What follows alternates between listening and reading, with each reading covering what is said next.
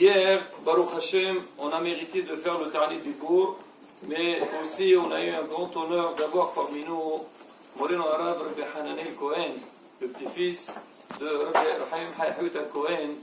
Donc à la fin du Ta'anit Dibour, il a fait la tfila de Sanigoria, que je pense que tout le monde a été très très ému. Donc de la tfila qu'il a fait, vraiment c'était très impressionnant. Et surtout de la dracha qu'il a fait. Donc il a parlé sur le Ta'anit Dibour, il a aussi parlé de la Iloula de son grand-père, Rabbi Rahamim Hayhouta Cohen. C'est cette semaine, c'est jeudi soir à Brechia. Donc il est rentré hier soir à Brechia. Et il nous a raconté, il nous a parlé un petit peu du suranien de Ta'anit Dibour et aussi de son grand-père. On va essayer de résumer un peu sa dracha en rajoutant quelques petits détails. La première des choses, il nous a dit il a parlé de la grandeur de Ta'anit Dibour quand quelqu'un il passe une journée entière être connecté avec Akadosh Baruch Hu à travers le Tehillim, avec les Mizmorim de David HaMelech. Là c'est sûr que c'est une arme qui est très très forte et Baruch Hashem ça aide beaucoup à avoir des shurot, comme on l'avait dit la dernière fois dans ce qu'il a dit Moreno Arabe Rabbi Mazouz à la fin du Tehillim. Il a dit que Rabbi Haim Houri il disait que quand quelqu'un il fait Ta'anit Dibour en fin de journée, il se sent vraiment au moment de la Ne'ila. Effectivement, Baruch Hashem, après le Ta'anit Dibour, j'ai vu des gens qui n'ont jamais fait le Ta'anit Dibour, et ils m'ont dit que c'était... Merci. Ils m'ont dit que vraiment ils ont eu cette sensation. Il y a la son qu'Akadosh Baruch Hu, Yiqabel Tefilotenu Berason, Amen Kinerason. Maintenant, le Rav, à travers donc ce Ta'anit Dibour, il a parlé de deux points. Alors le premier point, c'est le Anyan de Khvirat Hakim la Torah. Il dit, on voit comment une personne, quand il a pris sur soi-même, il a dit voilà, aujourd'hui, je vais passer toute ma journée à faire Ta'anit Dibour, à ne pas parler et étudier. C'est vrai, ça donne l'impression, et même c'est pas de l'impression, c'est vrai, c'est un peu difficile, mais on voit quand l'homme il a la volonté, il veut arriver, Baruch Hashem il arrive. Donc la personne, depuis le début, depuis la matinée jusqu'au soir, elle lit le Tehillim, ça aide. Il dit c'est pareil aussi pour le pouvoir Hakim la Torah. L'homme il doit se mettre dans sa tête qu'un Ben Israël, sans étude de Torah, donc sa vie n'est pas la même. On dit que c'est marqué de toute façon, Hachamim ou Rabbotin HaKadoshim, ils ont dit que le monde il tient sur les Mouda Torah. S'il n'y a pas les Mouda Torah, alors il y a des catastrophes dans le monde. Et quand Am Israël étudie la Torah, Baruch Hashem, le monde, il tient. Donc chacun, il doit se mettre dans sa tête, il faut qu'il trouve le temps pour étudier. Alors bien sûr que l'homme, il a besoin de travailler, chacun, il a ses propres occupations. Bien sûr, il faut faire ce qu'on a à faire, notre devoir, mais en dehors de ça, il faut trouver le temps. Il a témoigné sur certaines communautés qu'il a vu l'Ainara. Ils ont des shuhurim avant la prière de Shahrit, après la prière de Shahrit. Le soir, c'est qu'en fait, ça dépend. Il y a des gens, c'est vrai, le matin ils ne peuvent pas, ils vont étudier le soir. Il y a des gens, après la prière, ils ne peuvent pas, ils vont étudier avant la tfila. Il y a des gens, avant la tfila, c'est très difficile, ils font après la tfila. Mais quoi qu'il arrive, c'est faisable. L'homme, il peut étudier, il faut qu'il trouve le temps. Et la deuxième chose sur laquelle il a beaucoup mis le point, c'est garder sa bouche, ne pas parler dans la synagogue. Et Rabotai, ces deux points-là, on va essayer de les expliquer à travers la Hidouche qu'il avait dit hier de Moreno Arabe, Rabbi Rahamim Hayhouta Cohen. Cette semaine, Bezat Hashem Shabbat, on va lire la paracha de Beshalach. Et on sait que Beshalach, c'est la paracha dans laquelle le peuple Israël il a été libéré. Il y a eu la coupure de la mer Rouge et les Égyptiens, ils ont été noyés. C'est marqué, quand Am Israël était face à la mer, alors ils paniquaient, ils ne savaient pas quoi faire. Ils savaient qu'il y avait, c'est marqué, les Égyptiens qui étaient derrière, la mer en face, Hayot Raot à droite, le désert de l'autre côté. Ils ne savaient pas quoi faire. Alors ils ont levé les yeux vers Akadosh Baruch Hu. Hachem il leur a dit, Hachem ilahem lachem, ou yatem taharishon. Hachem fait la guerre pour vous, et vous devez vous taire. Le pshat pashut du basso, c'est que ne vous inquiétez pas. Ce qu'on dit la Imuna, confiance en Akadosh Baruch. Hachem s'occupe de tout. Mais Moreno Arav, Rabbi Hanim Hayhouta Cohen, Zech Sadiq Kadosh Baruch, il a fait un très beau hidouche sur ce passouk-là. Il dit, c'est quoi Hashim lachem lachem ve'tetarashun, Hashim fait la guerre et vous taisez. Il dit, c'est marqué que quand Ben Israël, ils ont avancé vers la mer, c'est marqué au Misraïm, Nosea Aharehem. Et l'Égypte, ils voyageaient derrière eux. Alors le Rav, il dit, normalement il ne fallait pas dire Nosea Aharehem, il va dire Nos'im Aharehem.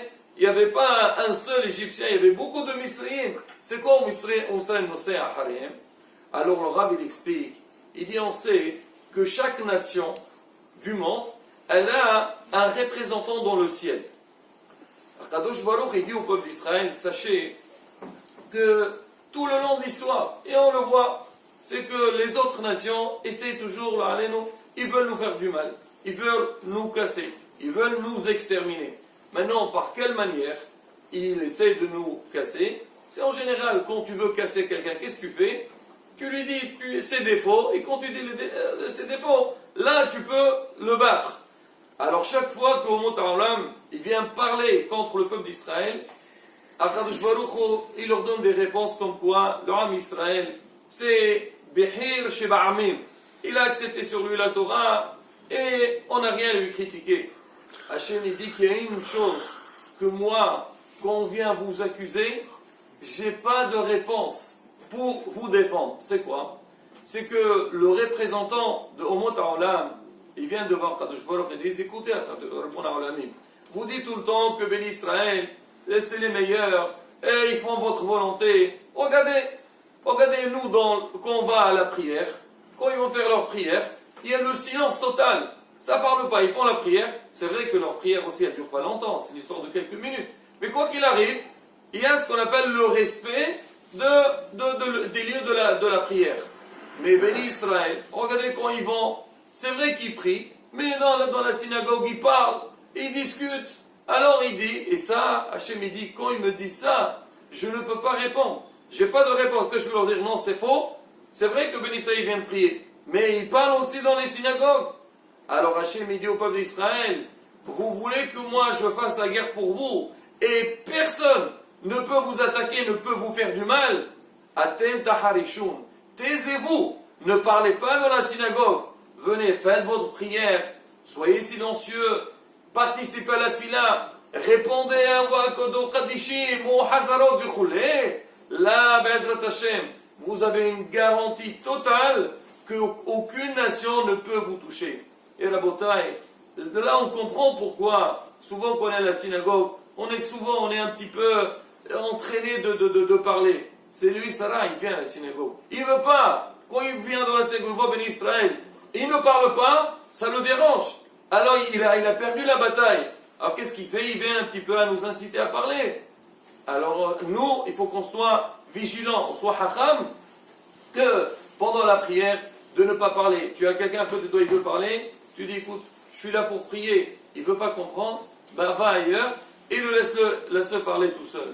Le Rav, il a amené des témoignages qui se sont déroulés il n'y a pas longtemps. En Israël, il y avait des gens qui ont été touchés par des maladies très très délicates. Et ils ont essayé, en général, c'est marqué quelqu'un, il est malade, il va voir le médecin il essaie de le soigner, mais des fois, malheureusement, des fois c'est difficile. Le remède n'est pas évident. Alors qu'est-ce qu'on fait? On va voir nos grands. Il est parti voir Rav Eliashiv. Il lui a dit, Rav, voilà, j'ai tel et tel problème, et je ne trouve pas de remède. Le Rav lui a dit, écoute, toi tu pries dans une synagogue où ça parle là-bas. Il lui a dit, tu veux être noshar, tu veux être délivré, ben ne prie plus dans cette synagogue. S'ils ne veulent pas comprendre, ben quitte cette synagogue. Alors on raconte que la personne, elle a quitté la synagogue, elle est partie prier dans un endroit où ça ne parle pas, et Baruch Hashem, elle a été délivrée, et il a guéri. Une autre histoire, c'était pareil, il y avait quelqu'un, il était malade, et lui aussi il avait des problèmes. Alors le rabbin de la synagogue, il dit aux fidèles, il leur dit, écoutez, nous tous les jours on fait, Meshiberach, on fait une tefila pour cette personne, à l'ouverture de Sefer Torah. Mais il dit, écoutez, il y a une arme très très forte. Et le rabbin, il a entendu l'histoire avec celui qui était malade. Il a dit, c'est que on ne parle pas à la synagogue. Et bien, mettre les gens de la synagogue, ils ont pris sur eux de ne plus parler à la synagogue et Baruch Hashem, la personne, elle a été épargnée. Là, des histoires. Et je raconte encore une histoire aussi très, très importante, Rabotai. C'est une histoire qui s'est passée il y a quelques années en Israël. Malheureusement, on sait bien que jusqu'à maintenant, la semaine dernière, on a entendu quelqu'un au Shomron, Julie Samari là-bas, on l'a tiré dessus, on l'a tué. Un homme, un Rav, c'est quelqu'un de très important. Il a laissé derrière lui 6 enfants. Et on parlait d'un couple. Un couple qui il roulait, il voyageait en Israël. Et ils ont dépassé la zone verte. Et malheureusement, on dirait que c'est marqué là-bas. Si tu dépasses la zone verte, tu entres dans Gehinna. Ça veut dire Hayab Bita. On dirait que c'est comme ça se passe. Et les gens, bon. Alors il avance, qu'est-ce qu'il voit? Il voyait une voiture derrière qui les embête. Alors ils ont compris peut-être, il allait doucement. Ils ont laissé la voiture avancer. La voiture, elle avance et elle s'arrête. En fait, c'était qui ces gens? C'était des terroristes. Ils sont descendus de la voiture. Ils ont commencé à tirer sur eux. Et eux, quand ils tirent, ils ne réfléchissent pas. Ils tirent jusqu'à qu'ils ont vidé tous les balles. Alors, quand ils ont vu qu'ils n'ont plus de balles, ils sont partis dans la voiture pour recharger à nouveau leurs armes et pour tirer. Alors, le mari et la femme, ils ont été un peu touchés. Il dit à sa femme, écoute, allez, viens, il y a un fleuve à côté, viens, on va se sauver là-bas. Bezat Hashem, peut-être on aura un S. Et Baruch Hashem. Le mari et la femme, ils sont sortis de la voiture et ils sont descendus en bas, donc à côté du fleuve. Les terroristes sont revenus à nouveau et ils ont tiré encore. Quand il n'y avait plus de balles, ils sont partis. Alors le mari, quand il a vu l'état dans lequel il se trouve, il a appelé la police et la police elle est venue sur le champ. Alors la police elle est venue, elle les a Baruch Hashem, ils les ont retirés et ils leur ont dit, vous savez, vous avez eu un grand ness ici. Un grand miracle. Le mari dit oui. Il a dit le miracle, c'est que la voiture, elle a été trouée de balles. Normalement, ils ne devaient pas vivre ces gens-là. Il dit un miracle aussi qu'on a pu fuir sans qu'ils nous voient. Et aussi un miracle qu'on est descendu donc très profond en bas, donc dans le fleuve, et on n'a rien eu. Alors le policier leur a dit, attendez, c'est vrai ça c'est des miracles. Mais il y a un miracle beaucoup plus fort que ça. Il y a encore un autre miracle. Il dit oui. Il dit, sachez, l'endroit où vous étiez en bas, il n'y avait pas de réseau. C'est impossible de parler avec un portable de là-bas. Et que vous avez réussi à nous joindre, pour nous, c'est ça le plus grand miracle. Alors le Rav, il a dit, pour vous peut-être un miracle, mais pour moi, c'est pas un miracle. Il dit, pourquoi? Il a dit, moi, le monsieur, il a dit, moi, j'ai un kollel. Et moi, dans mon kollel, quand les avrechim, ils entrent au kollel, j'interdis à tout le monde de laisser le portable allumé. Chacun il doit éteindre son portable, il doit le ranger. Il a dit, moi je respecte donc le Beth HaMidrash, la synagogue, pour qu'on ne dise pas des Dvarim Bitilim. J'ai respecté l'endroit d'Akadosh Baruch Hu. Alors Hachem aussi m'a respecté, c'est que dans l'endroit qu'on ne peut pas parler, on a pu parler. Comme il est marqué dans Bekavot, et Mechabedai Achabed. Hachem il dit, celui qui me respecte, moi aussi je le respecte. Rabotai, combien de moussard, combien on peut apprendre de ces histoires-là, l'importance que l'homme il doit faire des efforts de ne pas parler à la synagogue. C'est vrai, beaucoup de fois, on est perturbé parce qu'il y a des gens qui veulent parler. Mais la beauté, si chacun il prend sur lui, dit non, je ne parle pas, écoute, tu parles, s'il te plaît, tu me déranges. Et celui qui pense, qui peut quand même parler encore, il va se sentir ridicule. À la beauté, des armes pareilles, des réfos, des ishorot, tout, combien on fait? On paye de l'argent. On fait tout pour qu'on se sente bien, qu'on est en bon état. Hachem nous a donné des éléments. Rabotai, qu'on prenne ça. Donc chacun essaie de prendre sur lui Bezrat Hachem.